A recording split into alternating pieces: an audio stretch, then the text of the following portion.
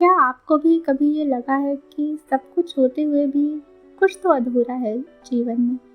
रोज काम पर जाना, दिन भर की दौड़ भाग और फिर रात को थक कर सो जाना, लेकिन भीतर एक सन्नाटा, एक खालीपन। मुझे ऐसे ही किसी दिन किसी ने एक छोटी सी किताब दे दी, हनुमान चालीसा। मैंने पढ़ा और फिर सब कुछ बदलने लगा।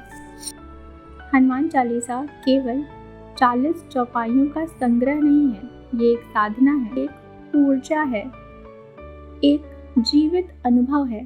तुलसीदास जी ने इसे तब लिखा जब वो गहरे संकट में थे और उन्होंने इस पाठ को अपने भीतर के डर, भ्रम और दुखों को हराने का साधन बनाया।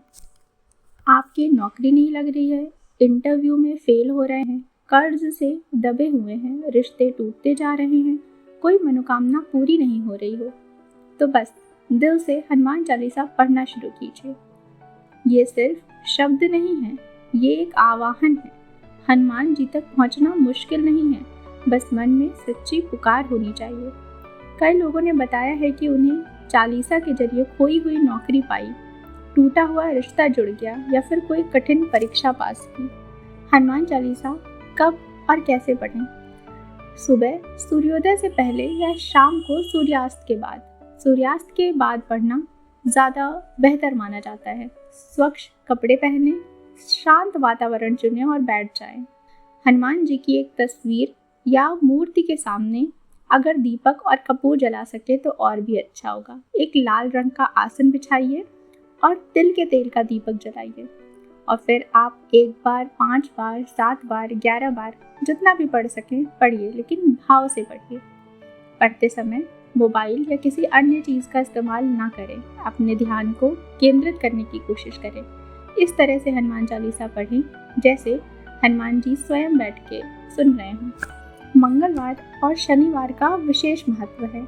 इन दिनों ब्रह्मचर्य का पालन करने का प्रयास करें, मानसिक तौर पे भी और शारीरिक तौर पे भी।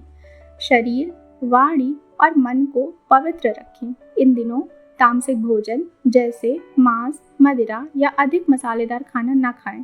सिर्फ शरीर से ही नहीं, मन से भी संयमित रहें। अगर आपका मन गुस्से से भरा है तो पहले शांत हो जाइए। हनुमान जी को भक्ति चाहिए, प्रदर्शन नहीं। कभी सिर्फ दिखावे के लिए या मोबाइल पर नोटिफिकेशन देखते हुए पाठ ना करें। और हाँ, बिना नहाए गंदे कपड़े पहनकर पाठ करना बिल्कुल भी उचित नहीं है।